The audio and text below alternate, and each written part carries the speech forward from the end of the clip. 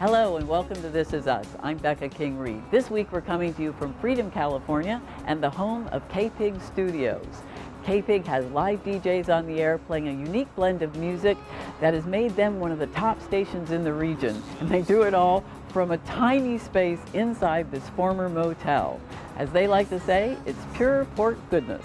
Along with the keepers of the pigsty, you'll meet one of the most talented singers ever to emerge from the Bay Area, the incomparable opera star and businesswoman, Irene Dallis. The man who helped to launch an industry when he invented the video game Pong, and an architect who has spent more than 3 decades recreating the city of San Francisco in toothpicks. We've got a lot of great stories to share, and it all starts now. This is us.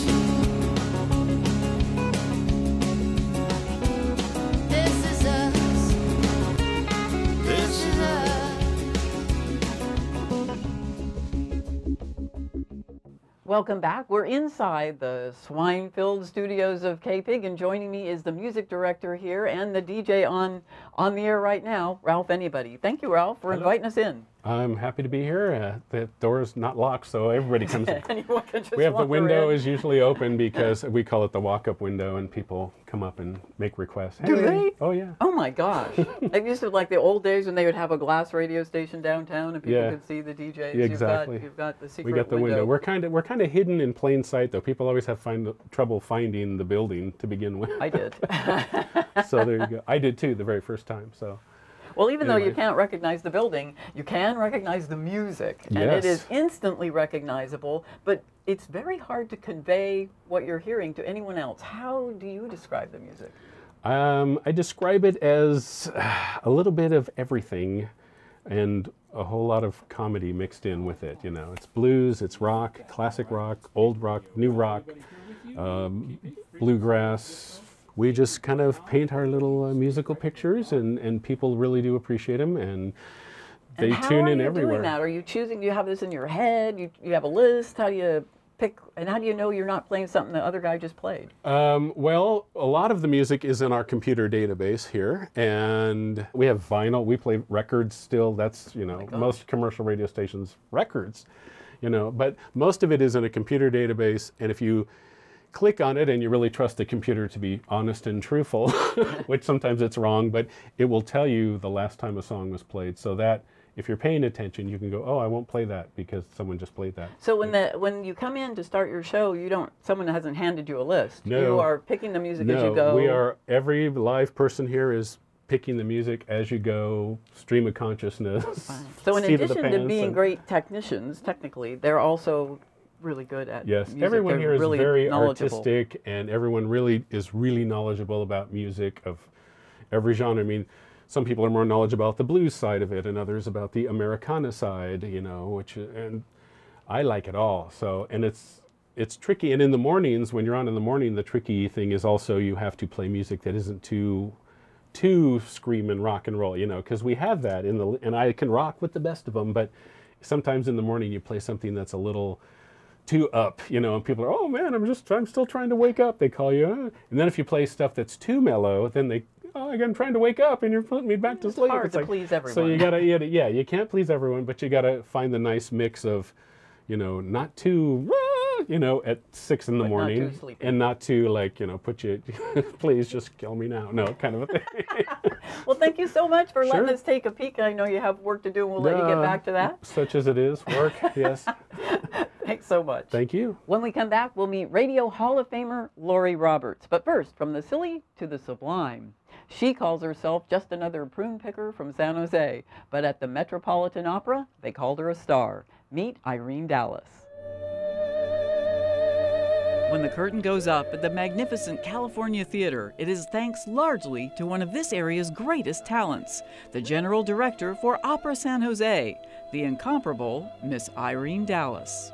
My father, during my childhood, had money only for music and books, and he insisted that each one of his 5 children took music lessons. They had an instrument of their choice. My choice was music. It was piano. My first teacher was my own sister, who was 15 years older than I.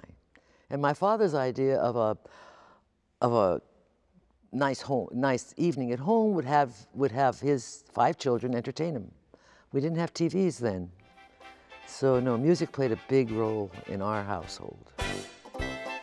Born in San Jose and raised on Delmas Avenue, Dallas has fond memories of growing up in the Santa Clara Valley. I want you to know it was lovely. There were so many orchards, you know, we had fruit orchards all over. It was a beautiful valley. When I was here, I was, you know, I was born in 1925, there's no secret. So I was brought up during the Depression years. And it was a town. It was a friendly town. And there's a lot of hustle and bustle down on First Street. First Street was a real downtown. Dallas would go on to graduate from San Jose State and earn her music degree with a double major in voice and piano. Singing had always been secondary. Her career path had already been decided by her father. His daughter was to become a music teacher. However, with the financial help of her older sister Marge, Dallas went to New York and earned a master's degree from Columbia University. The young musician's talent was simply undeniable, and she was honored with a Fulbright Award in 1951 to study voice in Milan. Luck, timing, and an overriding brilliance have always been a part of the Dallas saga. She sang leading roles with Oldenburg Opera for 2 years and 2 more years with the Berlin Opera. However, it was the legendary Sir Rudolph Bing who first recognized her unique gifts. Rudolph Bing of the Metropolitan Opera heard me sing in Milano 4 years before he hired me. He heard me when I was still a student.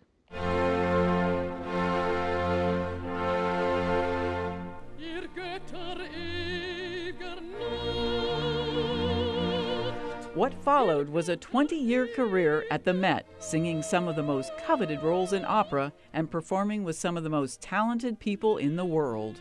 I had the good fortune to be on stage with most of the greatest singers of my time when they made their debut at the Metropolitan. I was the Brangena to Birgit Nilsson's Isolde, for instance. I was there for Leontine Price and Franco Corelli when they made their debuts in Il Trovatore. I was the Azucena. When Placido Domingo had his first performance at the Met in, what was it, Adriana Lecouvreur, I was Princess de Bouillon. Dallas returned to her hometown in 1977, where she served as a full professor of music following an appointment by the president of San Jose State University. Within 7 years, the opera program at State produced such a large number of career entry-level performers that Miss Dallas was able to establish a professional regional company, Opera San Jose.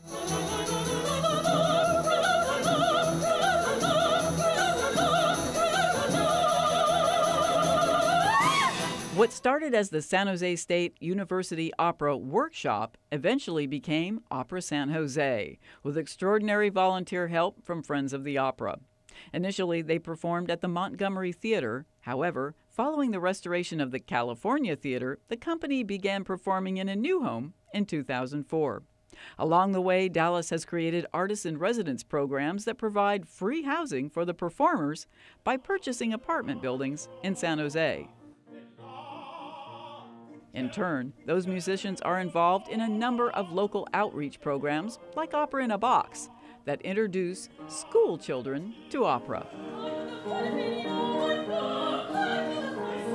2 singers go to a school with one of our coach pianists, and they have 15 sessions in the school. After 15 sessions, the whole class, or 4 classes combined, it's up to the principal to decide how many will be involved, put on their own opera. They write the story, they write the libretto, our people choose the music, our people stage it. The students make their costumes, they make their props, they make their sets, and they put on their own little opera. And I attend them, and I have to tell you, I still, when those children come out and take their final bows, I can't help it. I tear up. They are so proud of themselves. And I am so grateful they know about something called opera.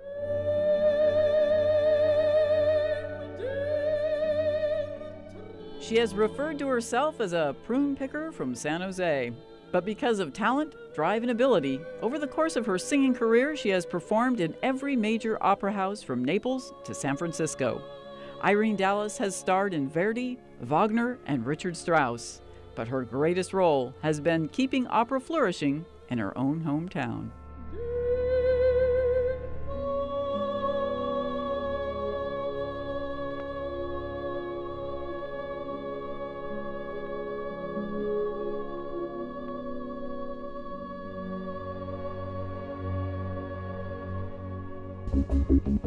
Welcome back to KPIG Radio Studios. I'm here with Hall of Fame DJ Lori Roberts. Hi, Becca. Hi, thanks for letting us come in and bother you while you're on the radio. Oh, it's my pleasure. Welcome to the sty. Isn't it wonderful? It is unique. People come from all over the country and all over the world, indeed, just to see this. Really? Yeah, if they're coming to the Monterey Peninsula or even San Francisco, they'll make the drive down here. To visit you personally. Just to go, and it looks just like what I thought it would. You know, just because they picture it in their mind. Indeed, the first time I walked in here after I've been a listener for 20 years, and I was like, this is wonderful. This looks just like what I thought it was going to look like. Now that's, I think, the interesting thing about the listeners of KPIG is that they're really connected. This is such a tight community, and people feel that this station is truly their own, and which I love about that. This is not, I mean, you can't push a button and get another KPIG. And people are passionate, and there's also, I mean, there's nobody that does what we do, really, in this area, certainly. And we have, like I'm sure you've mentioned, thousands of streamers worldwide that listen for us, and because it's just a very unique place. Now, you were the first radio station to stream live. That's really a progressive move. Yeah, extremely. And to this day, our stream is a really popular item, and it's commercial free. It's a really cool thing. That is a really successful thing. And speaking of success, KPIG is one of either the #1, 2, or 3 radio station at all times, which is very powerful in this market. Yeah. What do you think is the secret of that success? I think it's the uniqueness. Not only just the uniqueness of the music, because we play everybody from the Stones or the Eagles to Lyle Lovett to Steve Miller to Bonnie Raitt to Professor Longhair. I mean, we cover the whole gamut of everything musical, truly. But then the sense of community. You know, people call up and go, "Hey, Lori, there's an accident on Highway 1." You know, and we'll get the word out about that because, you know, I mean, or you know, "Oh my gosh, there's a dog running on the freeway," and we'll put the word out about that. So they just know they can call here, get a person on the air, and more than likely get the music that they want to play. Well, I will let you get back to playing that music. Thank you so much for taking the time out to talk to us today. Thank you, Becca. I sure do appreciate you coming down to the pig. Well, we'll be back in a minute with more swine information. But first, John Gregg profiles a very famous electrical engineer, Alan Alcorn. He's the guy who invented Pong. It's a Saturday afternoon at the Tech Museum of Innovation in downtown San Jose. Middle school students are being mentored by volunteers from the tech community. Over in the corner, an introduction to soldering class is being taught by a local legend of electrical engineering. I was always interested in how things work, taking them apart and putting them back together. Pieces of Alan Alcorn's work can be found in the wallets of 200 million Americans, in the cars of 40 million. And in the early 1970s, his hand started the video game revolution by inventing the first video arcade game sensation, Pong. It was fun playing people Pong in the beginning because I was the best Pong player in the world for a while. Alan's start in electronics began when he was the same age as the kids he's helping today. He sent away for electronics kits and correspondence courses from RCA, and he began to explore how things work. Al's neighbor owned a TV repair shop down the street, and Al began to spend his afternoons there. By the time he graduated from Lowell High School, he was already a journeyman TV repairman. After graduation, Alan's TV skills led him to a job at Ampex. And I met some of the people that invented videotape recording and learned a lot about the real world of engineering and all the little bureaucratic processes that are necessary to make something that you can produce and replicate more than one of. He also made a friend at Ampex, Nolan Bushnell. Nolan left Ampex to get into coin-operated gaming. Soon he inquired if Alan was interested in becoming employee number 3 at a still fledgling company, Atari. You know, our parents were not totally pleased quitting a good job at Ampex to go off and start a crazy company making video games, something that didn't exist. He offered me $1,000 a month salary and 10% of the stock, and I figured the stock would be worthless. And $1,000 a month was less than I was making at Ampex, but hey, it could be a flyer. You know, worst could happen, it would go out of business, and I go back to work at Ampex. Okay. Atari had released one game already, 1971's Computer Space. Nolan Bushnell wanted a game that was the opposite of the garish pinball graphics, something so simple that any drunk at a bar could immediately understand it and start putting money into it. But Nolan wasn't talking about the original Pong unit that now sits in the Computer History Museum. Table tennis was just a project to get Alan's engineering up to speed. Alan worked for 3 months on Pong, not knowing it was just a test. But when the game was completed, something very funny happened. People were mesmerized by 2 lines and a square. And I remember taking it home to my mother's house in San Francisco for Christmas. And my brother had 2 children, 2 young boys, and they got to play it at Christmas. The first kids that ever played Pong.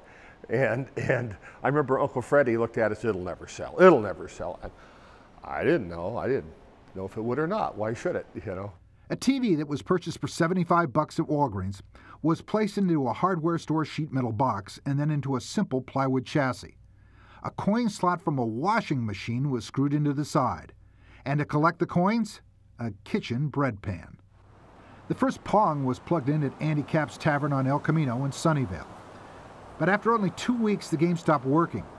Alan investigated and found the cause was an electrical short across the circuit board, because the bread pan was overflowing with quarters. You know, we're 3 or 4 of us in an office, and all of a sudden, within 3 months, we create this thing called Pong, which is going to be the hit of the year, right? And we had no manufacturing capacity. We had no we were just 3 guys in a small office on Scott Boulevard over here in Santa Clara. And so we were just swamped. I mean, this success, I couldn't work on the next product because all I was trying to do was get Pongs out. Atari hired some technicians, including a recent graduate named Steve Jobs, and ramped up production. The company was trying to keep up with demand and trying to stay ahead of the Pong clones that were coming onto the market. But the real revolution was Atari's decision to create a home version of Pong. Alan went to work creating a consumer video game console. In 1976, 77, the consumer business got to be huge for Atari. And when you're in a business like that, you need lots of capital to finance inventory and construction.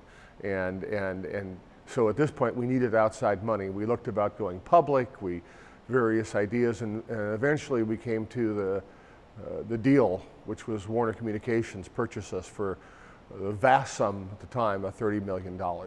The new East Coast corporate culture was a shock to the Silicon Valley crazies. Nolan Bushnell left the company. Alan became a manager, but it wasn't his cup of tea. He developed a holographic gaming system called Cosmos, but Warner decided not to release it. That was the signal to Alan that it was time to move on. Time to try to change the world again. I really loved Atari. Atari was my baby, even though it was like 2,000 employees at the time. Next up came the Catalyst Company, which was developed as an incubator for tech entrepreneurs. And here's where Alan's story gets interesting. The technology from the abandoned holograph game Cosmos, it was embedded into your Visa card. Display technology from asteroids, adapted by a company called ETAC, and used in the world's first working in-car navigation system. In the 90s, the Advanced Technology Division of Apple Computers brought Alan on board for a research project. And we happened to put together an amazing team of people and had this wonderful little project that was involved with how do we put digital video in the computer as a data type, so you could send movies and pictures and stuff of yourself to other people. The research was part of the global effort that developed the first MPEG standard for digital video. Alan worked with the French manufacturer Thomson to create the first MPEG video decoder chip. The first MPEG decoder chip wound up in a Hughes satellite. I think it's something they call DirecTV now. The generation of kids that grew up with the Atari system was now in the Silicon Valley workforce. Alan became a bit of a living legend in the Valley. He's a hero in video game development, asked to appear at conventions and to give advice to students. But he hasn't retired just yet. And Alan still has time to give back to the community.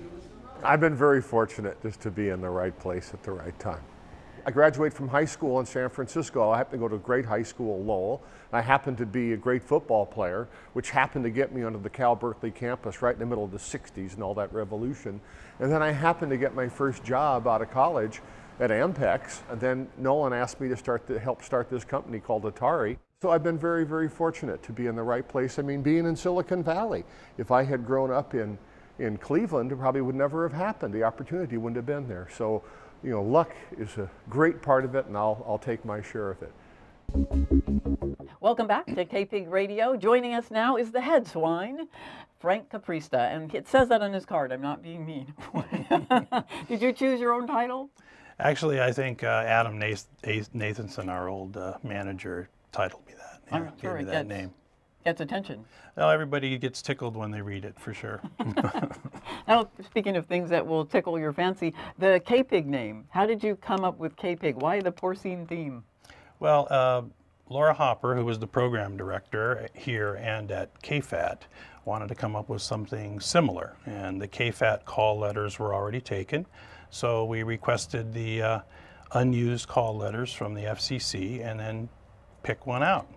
So KPIG was in the list? KPIG was on the list, and we thought it was something that was similar to KFAT, and it was something people would always remember. Oh yes, it's unforgettable.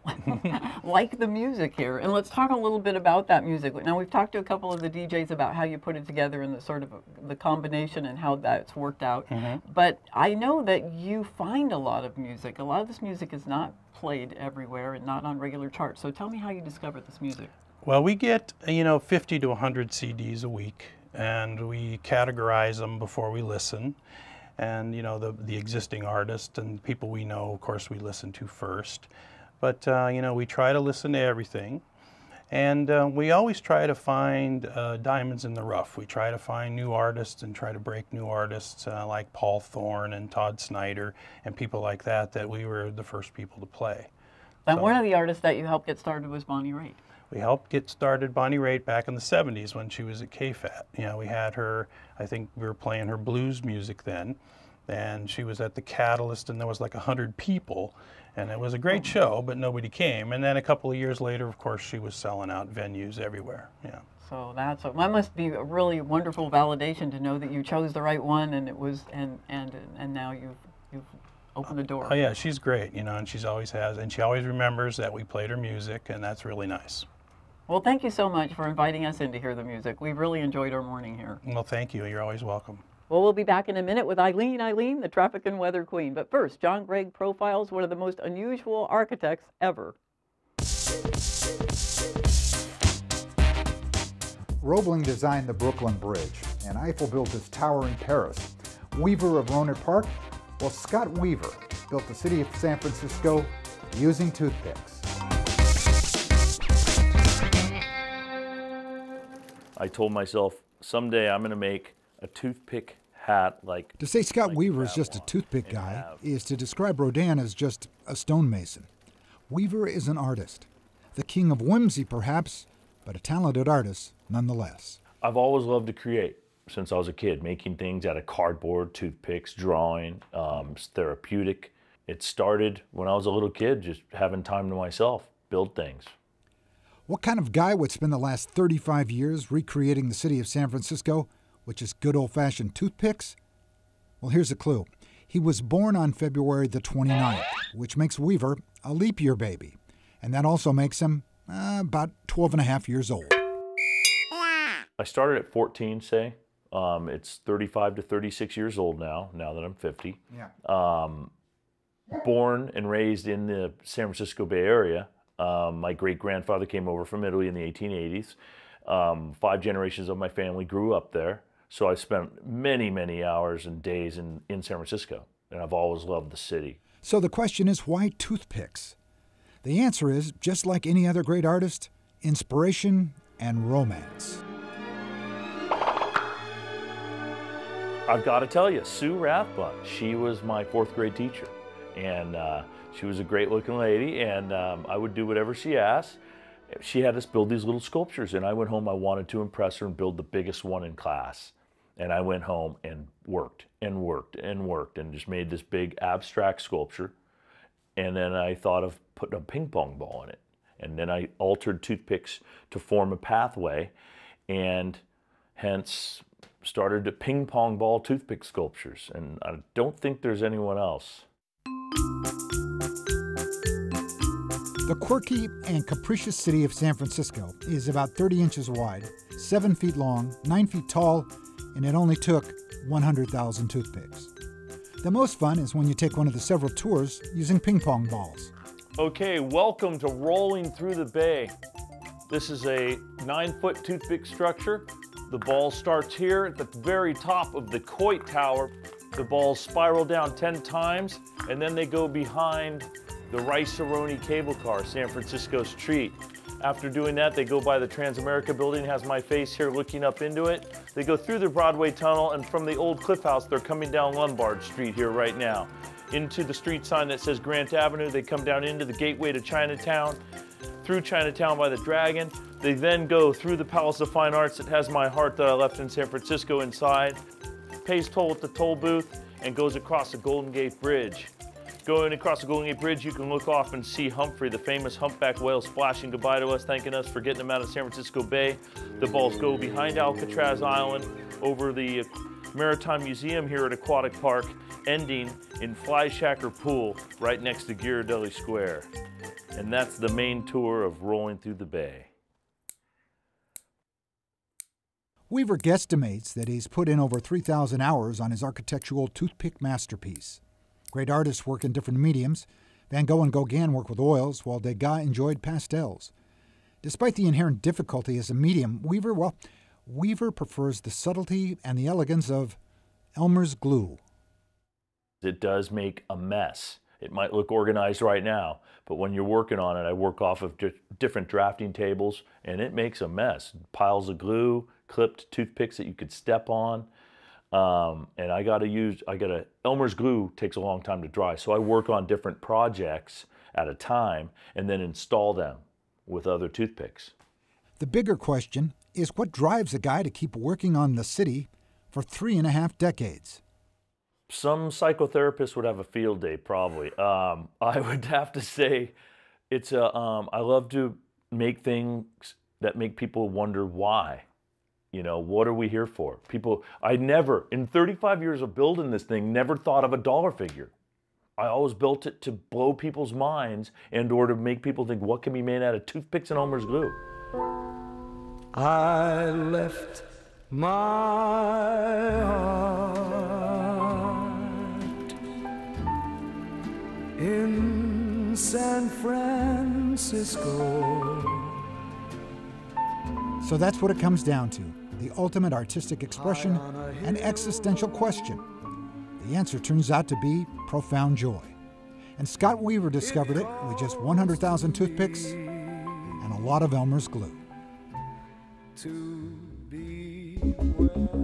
Well, it's time to say goodbye, but we can't leave without saying hello to Eileen, the traffic and weather queen. Hello. Thank you so much for Nice to meet you. Your signature hello. Now, we want to thank you, of course, for getting us over the hill every day. That is the special thing. The effort that you put in every morning into that is really wonderful. My pleasure. But the most fun thing you do is the World's Shortest Parade. Tell us about that. 4th of July weekend, we just get out there and march. We meet everyone behind the Wells Fargo Bank, hand out our rubber pig noses, and carry your boombox, and playing Happy Boy in the background on your boombox with your pig nose.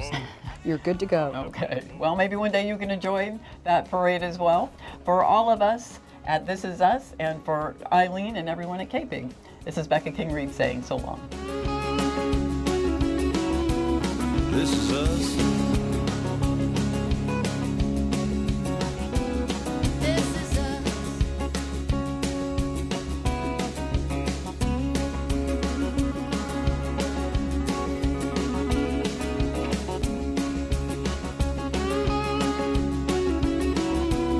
This is us.